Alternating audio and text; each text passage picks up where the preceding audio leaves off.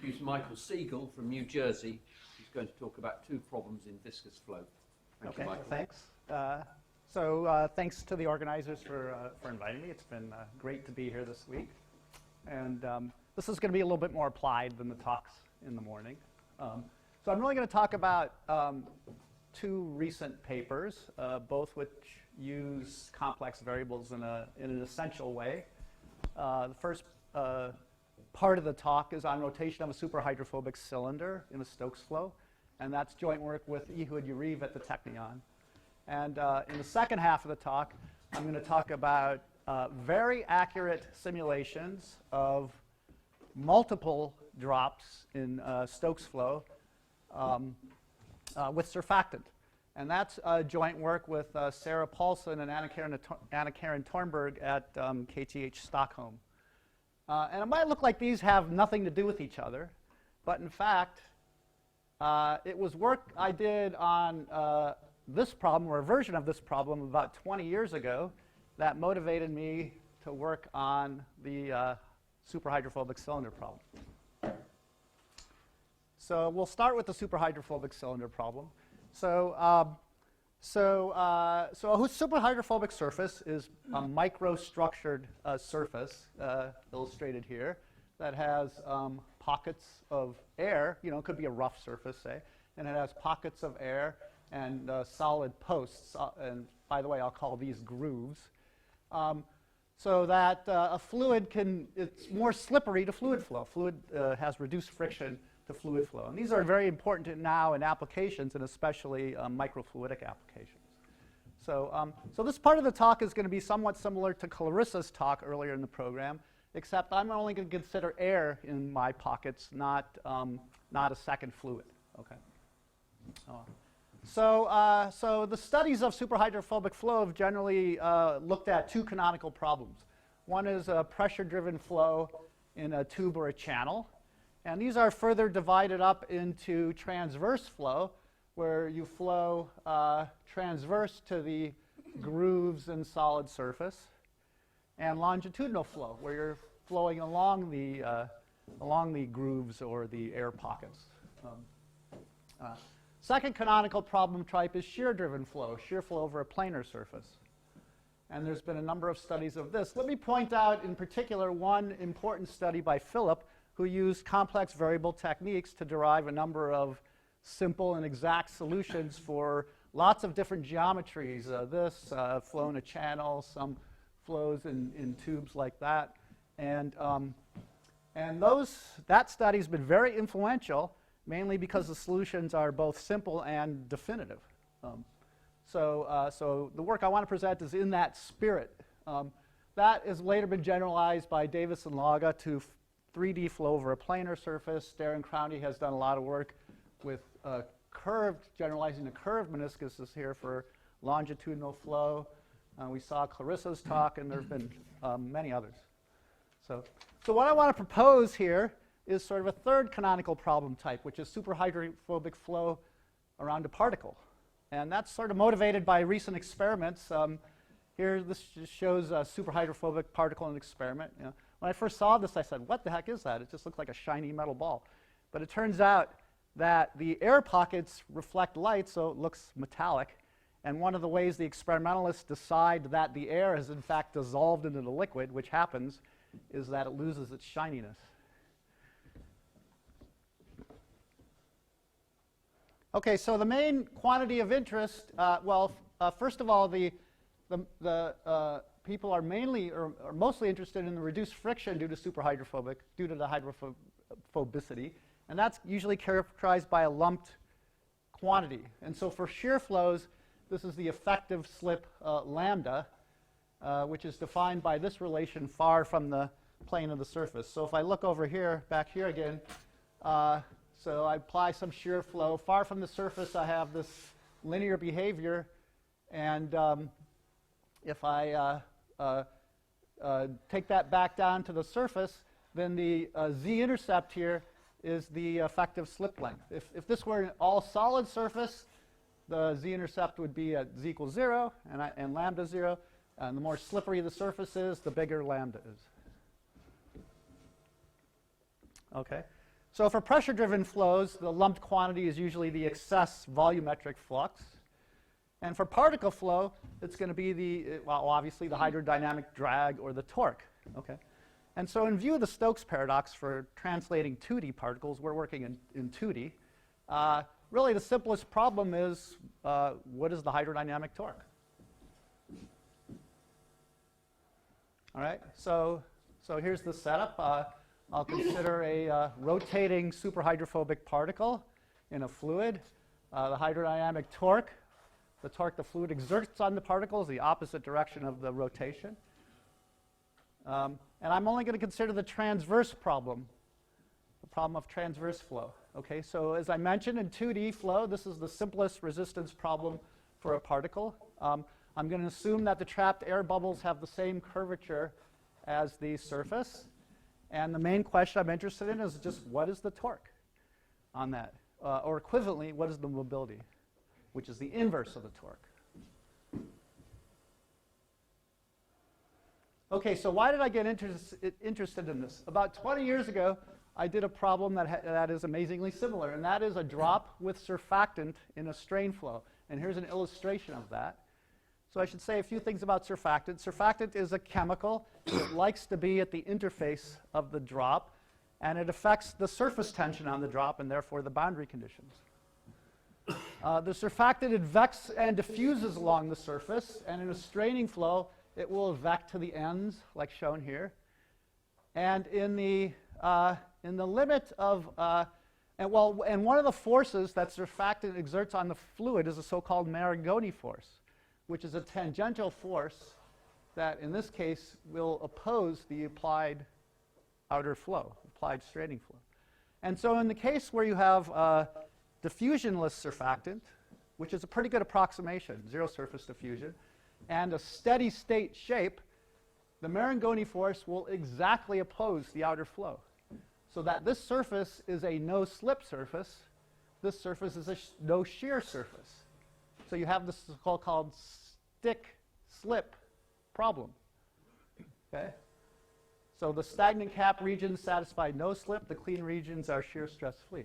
And so for this problem, I used complex variable methods to derive semi-analytic solutions for the drop shape and surfactant distribution.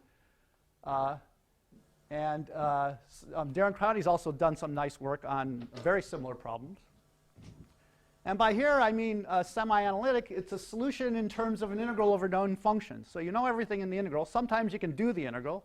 Usually it's a singular integral. Sometimes you can't, but you still know everything. Okay, so that's very much like this problem. In fact, this problem seemed a lot simpler to me when I first started out, because in the previous problem, you don't know the interface a priori. It's a free boundary. Here, you know the interface. So I thought this would be easier. But this turned out to be hard nonetheless, I thought. Okay, so here's the problem. I'll non-dimensionalize as shown. And I'm left, after non-dimensionalizing, with two parameters, the solid fraction and the number of grooves. And we're mainly interested in having a large number of grooves for the applications. But even when you have a large number of grooves, you can still have a large solid fraction if the grooves are very skinny, for example. So these are really two independent parameters. Okay, so I'm going to introduce a stream function. And for this, I'll work in cylindrical polar coordinates. So u is a radial velocity, v is a theta velocity. And they're related to the stream function like this. Okay, and so this audience knows very well that I can write incompressible Stokes flow. That just turns into the biharmonic problem for the stream function. Mike, can you just clarify how your solid fraction is defined? So it would be the, I guess, the area of the solid part, or sorry, not the area, the length of the solid part, divided by the total length. So if it was completely covered with solid, it would be phi would be 1. Phi is between 0 and 1. So you're not talking about the interior of the cylinder. Oh, you mean this part here? Yeah. No, so this would be the shear free surface here. This is the solid part here. So just this part here would be considered solid, yeah. Phi is always between 0 and 1. Okay, so then I have to have boundary conditions. So So those are no flow through the surface. And then on the solid, I have no slip. On the solid part, I have no slip. And on the grooves here, I have no shear stress.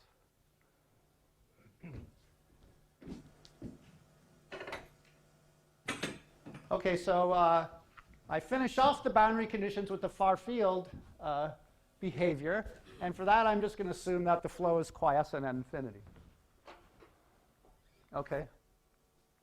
So note that when the cylinder is all solid, simplest case, you can easily write down an exact solution, which I'll call an irrotational vortex. And that exact solution is given here. Okay. And when I introduce some grooves now, so phi is less than 1, that solution is perturbed. Okay, so I generate now some radial velocity, but that decays at least like O of 1 over r squared. It could decay faster. And I generate, and then I have some higher order terms in my theta velocity, and those also decay at least like O of 1 over r squared. And furthermore, this term here, sometimes called the irrotational vortex still, is perturbed. So instead of 1, I have a new factor there, which turns out is the torque. Actually, that's the torque. And the torque is defined here. I've non-dimensionalized this so that the torque for this irrotational vortex is 1. This is the torque. And it turns out this integral can be made for any r as long as r is greater than 1. That's a result of the fact that the stress is divergence-free in this problem. Yeah. So the solution doesn't need to depend on phi? Yeah. Where's phi in there? So phi is going to come into the torque. You define the torque, so you have to. Oh. No, I didn't define the torque. I don't know, so I should say right now. So part of the challenge in this problem is I don't know what the torque is, even though it appears in my far field boundary condition. I don't know what it is. That's a challenge or an annoyance, depending how you look at it. Okay, so I subtract, so it's very important now to subtract the irrotational vortex. What I'm going to do won't work unless I subtract that irrotational vortex and work with what I'll call the excess velocity. And psi is going to be the stream function for the excess velocity. Oops. Okay, so when we started working on this problem, our main interest was the hydrodynamic torque for respectively a large number of grooves and small phi, because that's one reason is that's what's typical in applications. There's a standard method to solve this problem, by the way, using Fourier series, so-called dual series. Dual because you have this mixed boundary condition. And we actually I programmed that up, and it's as well as my collaborator, Ehud Yariv. And it turns out that's very inaccurate for small phi. And the reason is, as also is well known in this group, is that at the stick-slip point, at the transition point between stick and slip, there's a singularity in the velocity, a square root singularity. So the Fourier series converges very slowly. And in fact, we found it's order 1 inaccurate for small phi, at least our implementation. Okay, so my colleague Yariv did matched asymptotic expansions for large n, and that gave the following two-term expansion for the mobility. The mobility, remember, is 1 over the torque. Okay, and I'll just briefly describe that.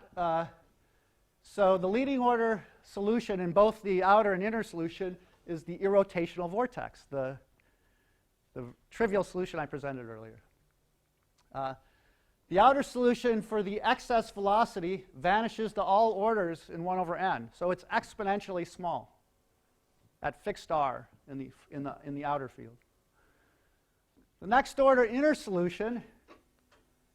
Then you don't really see the curvature of the boundary there. And it's analogous to the transverse shear flow over, for planar shear flow over a periodic array of flat bubbles, which was solved by Philip. So when you match, then you get the result. Okay? So the unusual thing, the surprising thing for us was this result was exact. Now, we've discovered this result was exact for any n. That was a surprise, and it took us a while to come to grips with that. And what I want to show in the easiest way possible why that is. And then I'll show in a more complicated way what the full solution of this problem is. Okay, so to get further now, to show that solution is exact, I have to appeal to complex variable theory. So I'm going to introduce the Gorsat representation here, which everybody knows. You can write the solution of the biharmonic equation in terms of two functions here, which are analytic in the region exterior to the cylinder, to the unit disk. And so I know the far field behavior of the velocity, and this is just like an integral of the velocity. So I know that I can determine the far field behavior of my f and my g, and they go like this. Remember, I've subtracted that irrotational vortex, so I don't get log terms.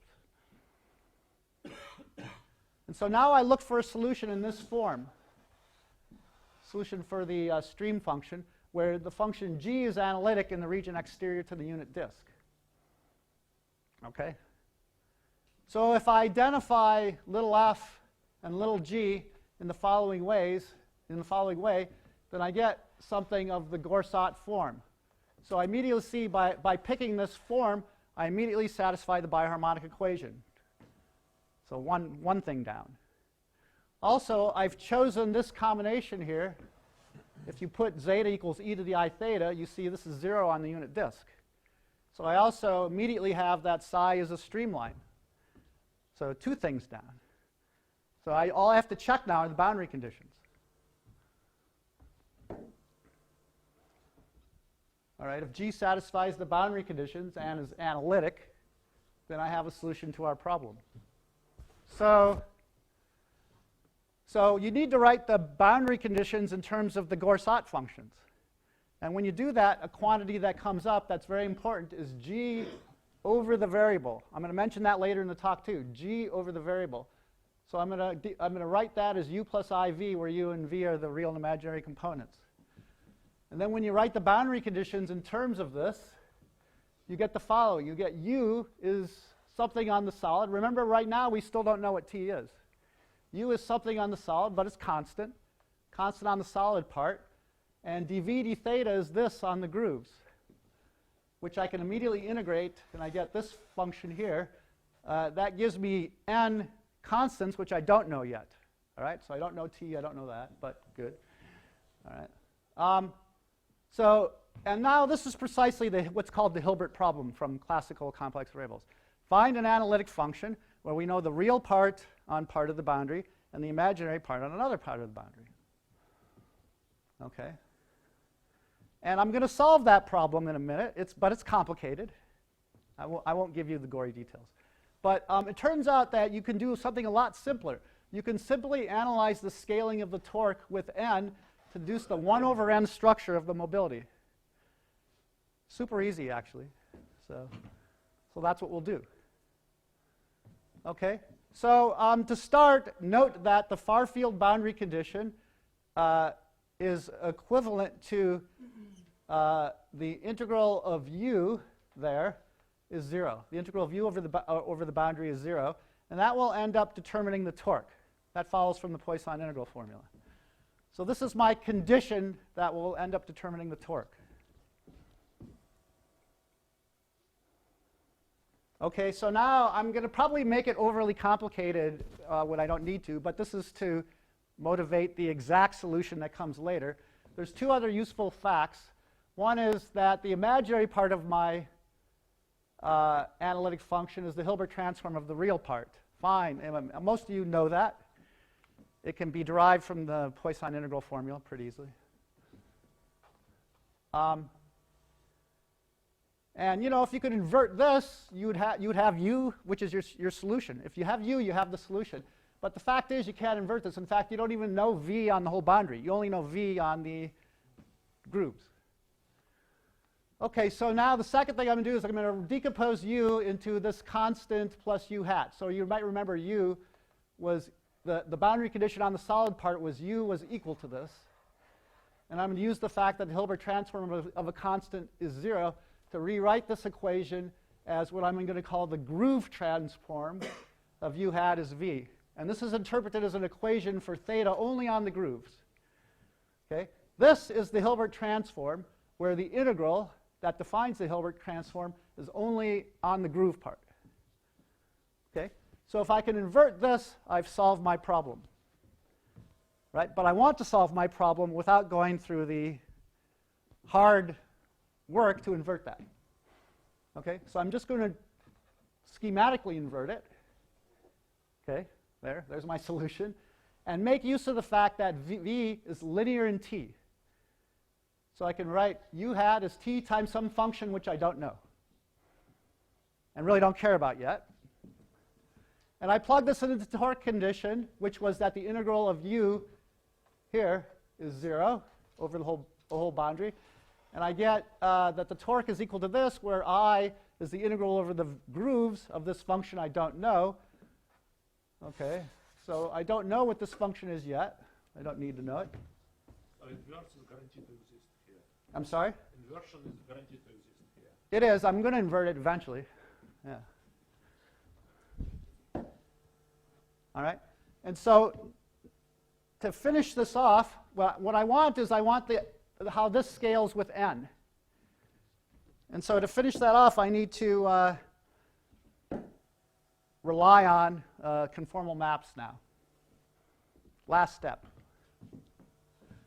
So I want to pick a map where n grooves go to 2n grooves. And I'm showing that for one groove going to 2 grooves. So this is the map that does it. Okay, I map from the zeta plane to the z plane by taking the square root of zeta. Right, so this groove here, when I take the square root, here's my branch cut, turns into this. And then I can extend to the whole, I like to think of it this way. I like to extend to the whole z-plane by Schwarz reflection. Or you could just do the whole problem on one of the periodic wedges. Oh, I forgot to mention that for now, I'm thinking of my grooves as being equally spaced. So there's some fundamental periodic wedge, some fundamental periodic problem. Okay. Later on, I will relax that. Okay. So here's my map. I take n grooves to 2n grooves. And I want to construct, so I'm going to construct my solution for 2n grooves from the solution for n grooves simply by mapping the n groove solution and scaling it. Mapping and scaling. I don't scale that part. All right. So again, I'll say it again. The g for 2n grooves, the g over zeta, which is an important quantity, is constructed from the similar quantity for n grooves by mapping and scaling. And I'm going to consider then the stream function in the following form. So this differs, by the way, from my original stream function. That didn't have a variable there. My original meaning for n grooves, or for n grooves. Okay, so all I have to do now is verify this solves my problem. So it's of the Gorsat form, so it clearly satisfies the biharmonic equation. By construction, I've put this here, put z equals e to the I theta, that's 0, so it satisfies impermeability. It's a streamline. It clearly satisfies the decay condition at infinity because, in fact, this decays faster than the original solution for n. I put zeta equal to z squared, that decays faster. The only hard part is to see it satisfies the mixed BC. It's actually easy. It's just hard to say what satisfies the mixed boundary condition. So, I get that solution by mapping and scaling. And the scale factor here of 2 was put in just to satisfy those mixed boundary conditions. It really comes from the fact that when you map this to this, because of the compression of space here, derivatives are increased by a factor of 2. So it means I need this extra factor of 2 to satisfy the boundary conditions.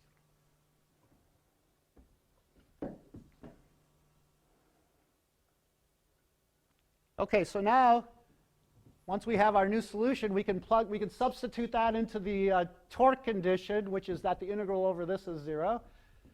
And I want to write that in terms of the functions for n grooves. So I basically change the integration variables back to theta, the original integration variables. And that basically leads to 3 factors of 2. One, because I have that scale factor of 2 I put in. Another, because I have twice as many domains. And another is the change of variable between theta, the old angle variable, and the new angle variable, which is theta equals 2 nu, I guess. So 3 factors of 2, but 2 of them cancel, and you end up with a half. Okay, so now I can argue inductively. If I like the torque for one groove, I already talked about this. The torque for one groove looks like this. I don't know what this function is, fine. Then the torque for 2 grooves will have a 1/2 there, keeping this function the same. The torque for n grooves will have a 1 over n here, where this function is the same. It's the same as this function. I don't know what it is, but I don't need to know. Okay, so putting it all together, the mobility is 1 over the torque. Okay, I take 1 over that, and I see it scales. I see it has a 2-term. If it has 2 terms in it, one of which scales with 1 over n. So that proves the asymptotic result is in fact exact.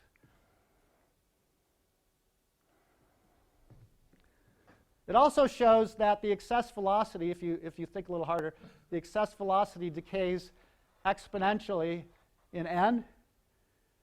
It's exponentially decaying in n, which is consistent with a result that came from the asymptotic analysis. Okay, so almost done with this part. You can go further. Okay, that says a lot about the torque. But you can go further. So following sort of classical complex variables, Micklin, we've obtained a semi-analytical solution to the problem. That means we've inverted the groove transform, inverted this groove transform. For the case of n arbitrarily sized grooves with arbitrary locations, no longer need to be evenly spaced. This amounts to a particular solution plus n solutions to it's a homogeneous equation. It has a non-trivial null space. It has a non-trivial null space. That gives a total of 2n free constants. Remember, I had these n integration constants from integrating one of the stress equations, n integration constants, and n additional constants from the solutions to the homogeneous equation. And I picked those constants, so it turns out that the particular solution has a very strong singularity at the stick-slip point. It has a 1 over square root singularity at the stick-slip point. And that leads to a non-integrable stress. So it's physically not allowed. So I picked these constants to eliminate that leading order singular term and give a square root singularity in the velocity at the stick-slip point. So constants are chosen to enforce a singularity condition. And then once I know u hat on the boundary, I can determine everything else I need, either on or off the boundary. So I haven't written down the solution because it's very complicated, and it's in the form of a principal. The solution gives me u hat in the form of a principal value integral, where I know everything in the integral, but I can't do the integral analytically. At least I can. Maybe someone here can. Okay. But it's easy enough to evaluate that integral numerically. Okay.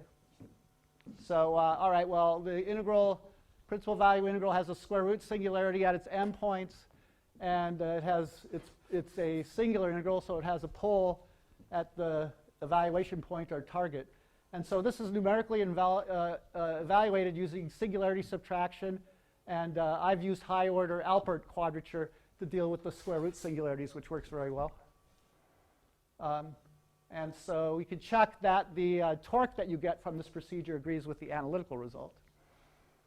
And so, so this gives very accurate results for both for small volume fraction, large number of grooves, etc.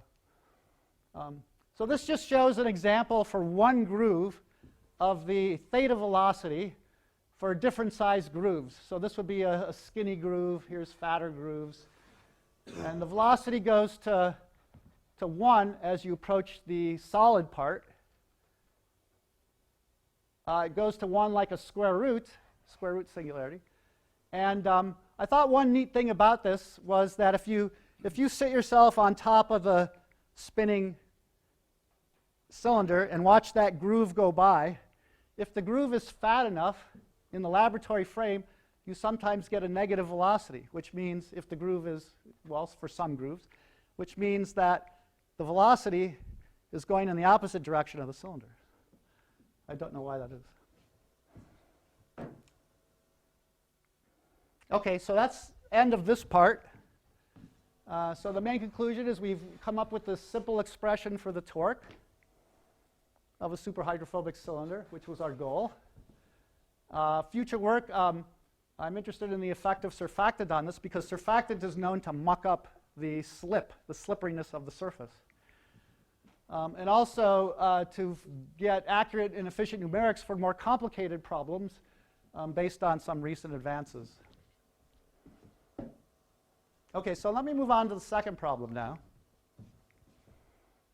Second problem is to do highly accurate simulations of multiple drops in Stokes flow.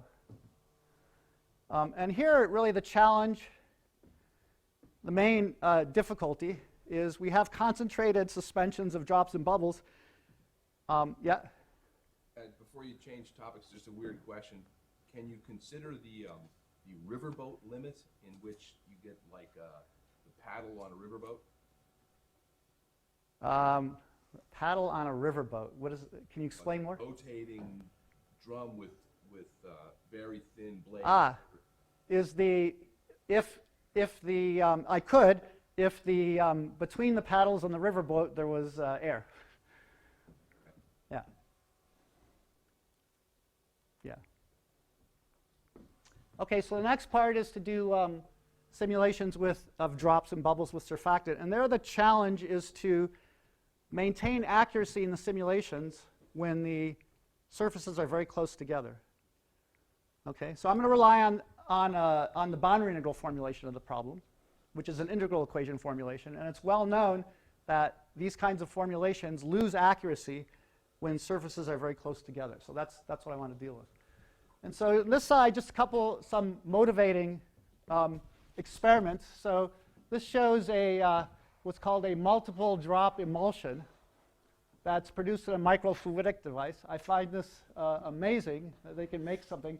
So you see lots of drops close together here, but you also see drops inside of drops. Okay, so there's no flow acting on this, but you can imagine if there were a shear flow, that would be very complicated and hard to resolve. Here's another problem I've been interested in for a long time. This is projection or it's really 2D flow? You know, I actually don't know. Yeah, I don't know. So another problem I've been interested in for a long time is this tip streaming in a microfluidic device here, tip streaming in a flow focusing device. So the main interest here is to produce tiny drops, uniform array of tiny drops, monodisperse array of tiny drops. You see them here. And so to do that, they have an extensional flow which is focused by geometry here. And that creates small drops of a uniform size, but they're still basically the size of the apparatus. Okay? But it was found that by adding surfactant to the problem, you get this filamenting instability called tip streaming and very tiny drops. Okay? So for a while, we've been interested in simulating an experiment like this. Here's one of our simulations of it. And you can see that the interface gets very close to a solid surface here. And here you have bubbles that are very close or drops that are very close. So you need to resolve close by interface. Here we haven't done that. So we've worked on other challenges to do this simulation here. But this simulation is very low order accurate when the interface is near the solid. So the goal of this part of the talk is to fix that. Okay, so I want to pause for a minute and put up a viewpoint on numerical computation according to Leslie Greengard and Richard Hamming. So Richard Hamming said a while ago that the purpose of computing is insight, not numbers. And Leslie Greengard said the purpose of computing is numbers, specifically correct numbers. And so this talk is going to take more of the viewpoint here, in that we'll be mostly concerned with accuracy and validation of the method.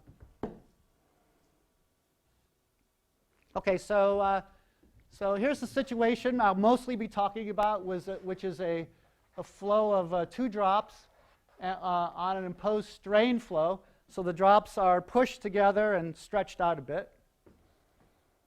And so the governing equations are going to be Stokes flow, incompressible Stokes flow, inside and outside. I'm going to have surfactant in the problem. Here's a cartoon of surfactant. This is soluble surfactant here. For us, we're going to make the surfactant to be insoluble, which means it exists on the interface only, which can be a good approximation in some problems.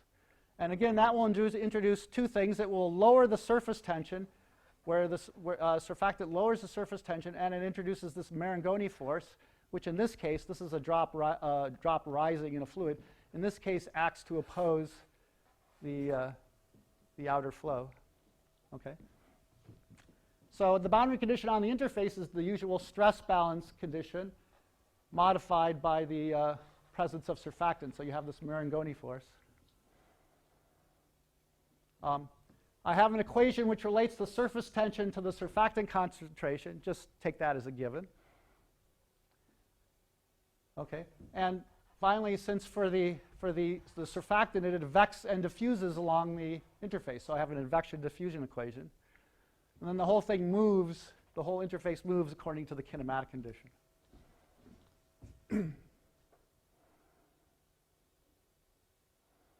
Okay, so we're going to use to solve this problem, we're going to use a complex variable formulation originally developed by Krupinski. And this could actually be derived from the Gorsat formulation for the problem. But it's not essential. Complex variables are not essential in that part.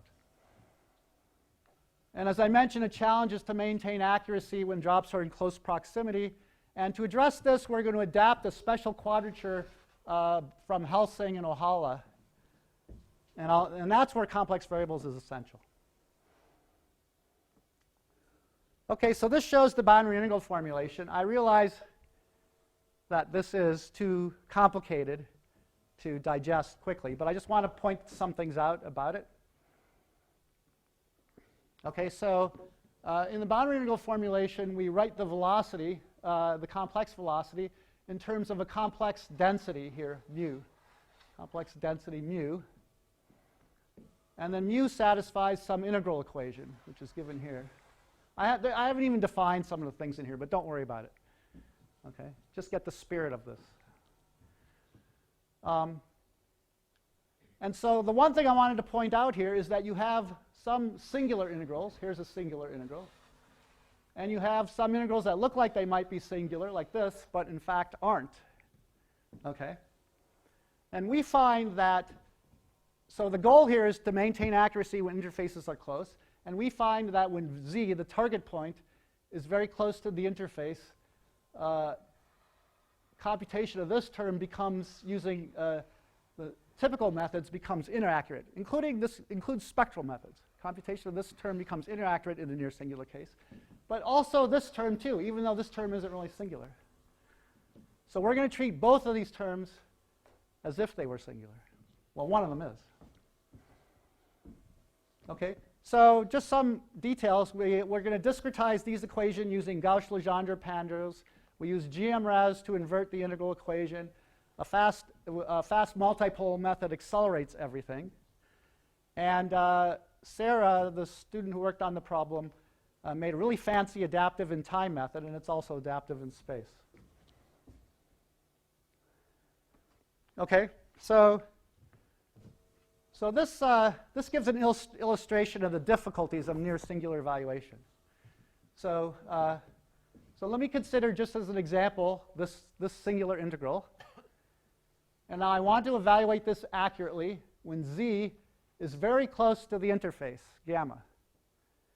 And when z is actually on the interface, it's way easier. There's lots of available methods that will integrate this with high accuracy, spectral, and so for example, alternate point trapezoidal rule will do just fine. It's way harder when z is close to but not on the interface. And so I'll give an example here where I compute the Dirichlet problem for Stokes flow. I'm going to generate boundary data. I'm going to generate u on the boundary by putting 3 Stokeslets in the problem. So Stokeslets are exact solutions for the velocity given a delta function of forcing at these points. So if I generate the boundary data from 3 Stokeslets, then I know the exact solution. But now I'm going to compute it using my boundary integral method. So that's the solution, and that's the error. Okay, and you can see it does great here, 14 digits, 14. But out here, it's O of 1 error, close to the boundary. And you can't get rid of that easily. So if you add more points, you resolve better. You get this region is narrower, but you still get order 1 error at the boundary. By the way, these black curves here are theoretical error estimates, which are great. They're right on. And those were, I wasn't so involved with that. Those were involved in an extension to Stokes flow of the error estimates of off Clintonberg and Tornberg. But they're going to be used in a code in a way I'll mention later. Yeah. So do you know what sets the length scale of those little oscillations in the error? I don't know what sets the length scale of these oscillations here, but that would come out of the error estimates. Yeah. How smooth is the function f? It's smooth. It's C infinity at least. Yeah. How many grid smooth, points yeah. are there per What? wavelength?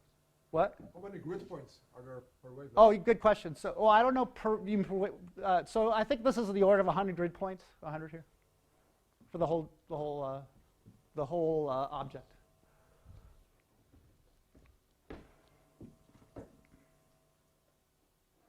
Okay, now I haven't told you yet what the special quadrature is, but this is what happens when you use the special quadrature. You get rid of that.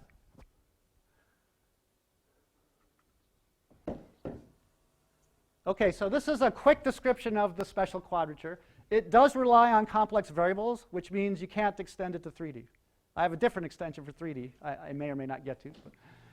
But, so here's the idea. You want to evaluate a singular integral over that panel when the target point is very close to the panel.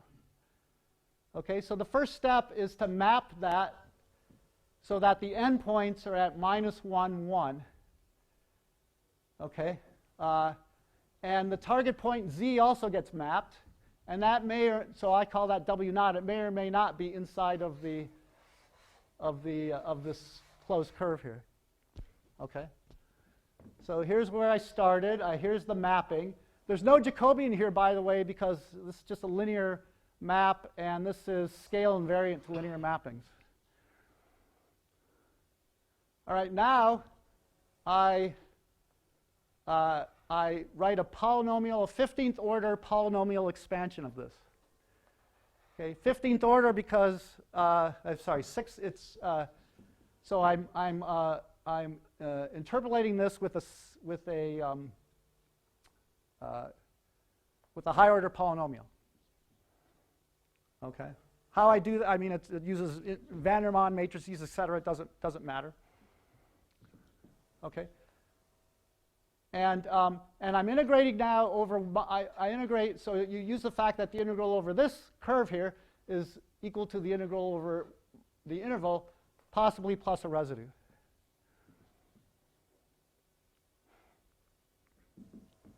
Okay, so now I can switch the order of sum and integration, and basically I'm left with a bunch of integrals I can do analytically. So this relies on, it's really a semi-analytical approach. So these are computed analytically simplified by using a recursion formula, which is basically gotten from integration by parts. All right. So it's a this is a semi-analytical approach. We apply it also to integrals of this form. There are integrals of this form in the boundary integral representation. They weren't singular, so this function f went to 0 at the target point, but that didn't matter. We still applied it to gain some accuracy in those integrals. And finally, this special quadrature is applied adaptively using those error estimates. We don't apply it everywhere, but if we realize that we're losing accuracy because two interfaces are close, the error estimates will tell us that, and we apply the special quadrature. Okay, so the rest of this talk, the next 5 or 10 minutes, I'll just validate that method. And so the first validation step, and I told you to remember this, came from these exact solutions I mentioned you have for steady bubbles with stagnant caps of surfactant or are completely covered in surfactant in a strain flow. So we have exact solutions we can compare against. This plot basically shows the deformation of those solutions versus the capillary number. So these are the steady solution branches. And what I'm comparing here is the numerical and analytical solution, and the comparison is good. Only on the stable part of the branch, by the way, because the numerics uses time stepping. This shows the error. So by the way, the adaptive time integration is you pick an accuracy that you want, and the method sets the time step so that you get that accuracy. And so here, this was the accuracy we set. Here's the accuracy we got. And we've tried this, by the way, for all viscosity ratios, which is weird because this exact solution was derived for a bubble. But it turns out that if the bubble is covered in surfactant and there's a fluid inside and outside, the no-slip condition is satisfied on the bubble surface due to the Marangoni stress. And so the interior fluid is, in fact, not moving. It's as if it were not there. So it works for all viscosity. The comparison works for all viscosity ratios. Okay, so I don't have a lot of time for this, but a second validation step we did was we compared, it turns out for two bubbles in a Stokes flow, there's a semi-analytical solution due to Crowdy, Tanver, and Vasconcelos. Okay, so this is based on a conformal map. So it's based on a conformal map here. I was planning on discussing this, but let me just leave it at that. It's based on a conformal map. And so you need to determine these coefficients of the map. Okay, so without going into details, you can get the fluid velocity via Gauss-Sot function. So the problem is basically reduced to ODEs for these mapping functions. And the reason why we picked, by the way, the reason why we picked this solution to compare against is this solution suffers no problems at all when two interfaces are close together, because there are no near singular integrals in it. So we thought, oh, this is going to have great accuracy when two bubbles are close together, which it does. There's no explicit computation of singular integrals. You get everything by FFTs only here. So as I said, it avoids the difficulties of near singular integrals. But we find it suffers from something else, which is a non-uniform point spacing on the interface, which is well known to anyone who works with conformal maps. Okay, so this is the solution from our method. These are clean bubbles being strained together. These are bubbles with surfactant. The bubbles with surfactant don't get quite as close, at least at the same time, because the Marangoni stresses kind of resist the draining of the fluid in that layer. Okay. So I'll say what this red square is in a second. Okay, so we want to compare with the conformal map method. So it turns out that one issue with the conformal map we didn't quite anticipate was that there's a non-uniform point spacing. So this shows the two methods for a clean bubble. There's 1,000 points here, and we're showing every 16th point. Every 16th point. And our method by design has uniform point spacing, but this one doesn't. But we really want to make a comparison here where the conformal map method is quite good. So what we just do is we just throw lots and lots of points on this, way more than this, and still make the comparison. Okay, so this shows the comparison of the errors for two tolerances, two set tolerances. So you see here the error. This is the errors of the x and y position in the interface for this tolerance. Here's the errors for this tolerance. And if you throw enough points on the conformal map method, it has more. Compare the two sets. You see you can get the errors to be fairly comparable. So again, we want to validate our method by checking with other methods.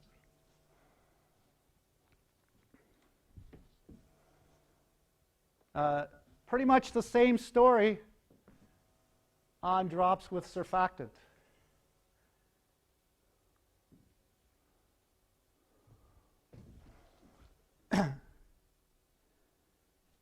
Okay, I thought this was interesting. So this is, now I'm putting, the previous two comparisons were for bubbles, So this is now for drops. So I'm straining two drops together. The black curve is a bubble. This curve here has surfactant on it. Okay. And here's something I didn't anticipate, actually. This is a log plot of the minimum distance between the bubbles. And what you find is there's some initial transient where the surfactant bubble here doesn't get quite as close as the clean bubbles. I think the reason is because it's harder to drain the fluid between the bubbles due to the Marangoni force. But after that transient, that kind of goes away, and they both get pushed together at pretty much the same rate, which is exponentially. So the minimum distance decays exponentially. This is a log plot. So, we haven't investigated why that is, but my feeling is that what happens, and you can sort of see it from here, is that the surfactant eventually gets advected all away from the minimum distance points. So these, after a time, then both bubbles, the surfactant and the no surfactant bubbles, end up pinching as if they were clean. Again, because the surfactant has been advected away. And you can see that if you look at the color here. Well, it's hard to tell, but it looks like it's becoming fairly clean there. A concentration of 1 would be, a surface tension of, this is a surfactant concentration, I'm sorry. So maybe it is hard to see from that. Okay, so the last example I have, so we wanted to really test this out on a complicated problem, is what my collaborators call a Swiss roll. Okay, I'm going to show a movie of this, but I wanted to at least describe it before I show the movie, because the movie happens fast. So in this problem, the surfactant is only put on the larger drop, and these drops are all clean. So I don't know what the minimum initial distance here is, but during evolution, the minimum distance that is attained is about 10 to the minus 5. So here's the movie. Don't blink or you'll miss it.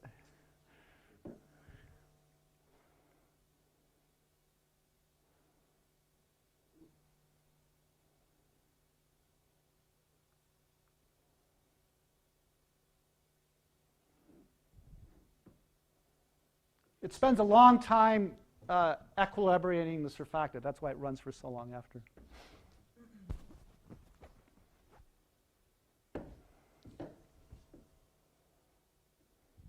Okay, so pretty much on time. So I have one more slide, which I don't think I'll go over in detail. This all falls apart when you go to 3D. But the problem still remains. How do you compute accurately when interfaces are close together? And this is a current research area. Several methods have been introduced to do this by Beal, Tlupova, and Ying, Burroughs, and Zorin. And so, so I have worked very recently on a new kind of method to do this, which we call the target-specific QBX method. And I won't say too much about it. It's based on the quadrature by expansion method, first developed by Andreas Klockner and several collaborators. Leslie Greengard is part of that. And I like to think of this as a local method, to correct nearly singular integrals. You may have your favorite method of doing boundary integrals, and that method will be inaccurate when a target point is close to the interface. So this is a method to correct for that by doing a local integral over the interface. It's based on expansion. It's based on evaluation of layer potentials far enough off the interface so that they're regularized. You can there's some center point C about which I can calculate layer potentials in a nice way since it's far enough away. But I also compute terms in the expansion of the layer potentials. Okay, we use a certain kind of expansion. And then I can evaluate back again towards the interface or close to the interface by evaluating that expansion. Okay? That sounds like it's fraught with difficulty, and it is. But since you have error estimates, or you can obtain error estimates, you can work it out so that it works very accurately. Okay. Okay, so I'll, and here's just an example. This is my last slide. An example doing that. So this is a spherical surface here. If I just do, I'm evaluating a double layer potential with a spectrally accurate method, but near the surface that's inaccurate. Okay? And in these two spheres here, I'm correcting for that using the target-specific method. And you can see you get very high accuracy. Okay, so I'll stop there and just mention that in future work, I hope to extend some of this to soluble surfactant as well. Thank you, Michael.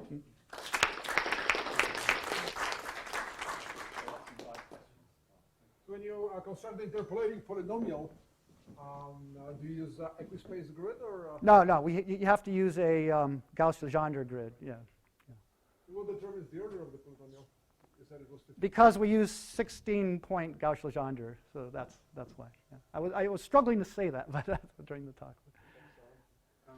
Yeah, with respect to the first problem we talked about, the square root, have you tried putting in for the for g of zeta a bunch of square roots where the exact, I mean, think of mapping. It's better understood if you map the circle into a straight line and you put in a bunch of square roots and then times an analytic function, and then the condition that you have becomes a condition on just real part or imaginary part of one analytic function. Yeah. So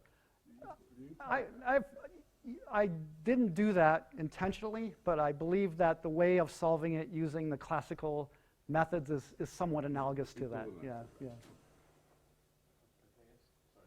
I just to add that this is exactly Keldysh-Sedov formula. It's Keldysh-Sedov formula. oh, okay. So you can just write exact solution and after find. Well, but there's some difficulties there. So, what Sally's talking about, you mean? It's exact formula. Right, but there's this. Okay, I'll look into that. Right. I found in the way I did it, which may be related, right, is that there were difficulties because of this existence of a non-trivial null space and having to select things so that a leading order singularity canceled out. So there's some. It's details. Admittedly it's details. It's okay. Exactly, and singularity are described. The constant are described. Okay. Thank you. Yes. So yeah, on the same problem, the slippery cylinder, the torque that is induced, in reality, must depend on the depth of the grooves too. Well, okay. So we're not modeling that. Yeah. So I'm wondering. So I think. Does the model assume kind of a large depth, large enough? So this just models it simply as a no-shear surface. It doesn't take into account the true microstructure of the groove. However, there was an earlier talk in this meeting, Clarissa Schoenecker, who put a fluid in there, and she did think about how the depth matters. Just She linked to mentioned that. something. She had a region of recirculating Yeah, yeah, streamlines. Now, yeah. do you get such regions? We don't The because appropriate frame of reference. we're That might explain your remark. oh yeah, about yeah, yeah. counter So flowing you get certain regions. you get stagnation points on the interface. So what does the streamline pattern look like? Do you get recirculated regions or not? You Or is know, I it never more- plot- more monotonic? Yeah, I never plotted the streamlines yet, or I haven't yet Curious plotted. to know Yeah, whether yeah, you might I get would a be. fine scale structure at the Yeah, top edges, yeah. going the opposite way from the main flow. That's a good Possibly. suggestion. Yeah. Oh, okay, yes. I'm not an expert in numerics, but I am. It seemed to me a Cauchy integral, single Cauchy integral, and to try to calculate it near the interface. So it was you are the first who suggested it. Seems to me So, such a fundamental issue. You're right, but let me tell you a lot of. I'm not. Oh, sorry, I'm interrupting. Okay, there should be some other. I don't know some. Okay, I'll tell you. Maybe some. Oliver did something about that. So you would think, right? Yeah, It's and I probably I just know the history as of the last say 10 years, but this is currently a very active research area because I believe methods have been introduced only for highly accurate methods have been only introduced within the last 10 years. There may be something I'm not aware of that's like a special example. The method you were talking about. Yeah, the method I was talking about was introduced a few years ago. We've mainly adapted it. But in 3D, for example, I think the method I presented in 3D is one of the first, if not the first to do it in 3D. I could be wrong. I mean, I'm not aware of everything. But. Any more questions? Okay, Sara. So I assume that analyticity strip width becomes very small in many of these cases because alternate point quadrature has that for principal value integral Yeah. has a spectral accuracy. Yes. You know that. Yes. And On the interface. Yeah. And if the strip width becomes analytic strip width shrinks to 0, then it's not no good. Yeah. So is that what happens? So I'm not so sure it is because we're not talking about the integral with the point on the surface. We're talking about it off. And so if you're asking, for example, if the analyticity strip is shrinking, then some of your density functions, for example, would have lots and lots and lots of modes that you have to resolve, right? There'd be singularities somewhere, okay? And don't always see that. Yeah. Oh, okay, yes. In 1991, Frank Lippington considered acoustic diffraction by a funnel with very shallow grooves, and he derived effective boundary conditions bypassing all the single integrals. Since you don't even consider the depth of grooves, maybe it's also be possible. And Yeah. actually, in his effective boundary conditions, the depth of each groove actually was in the boundary conditions. Okay. So it counted for the depth. For what problem was that for? It is a panel, Uh-huh. acoustic wave, Okay, okay. and half of the panel had this specific groove. I think I know the reference to that. Okay, yeah, no, I'll be interested in looking at that. Procedure was set in 91. I don't think it's appropriate in this case because there you're trying to build in the local resonance of the microstructure. Here you're not doing that, you're ignoring it. It's not the biharmonic equation. Well, let's call it. Well, let's thank Michael again for a really excellent talk.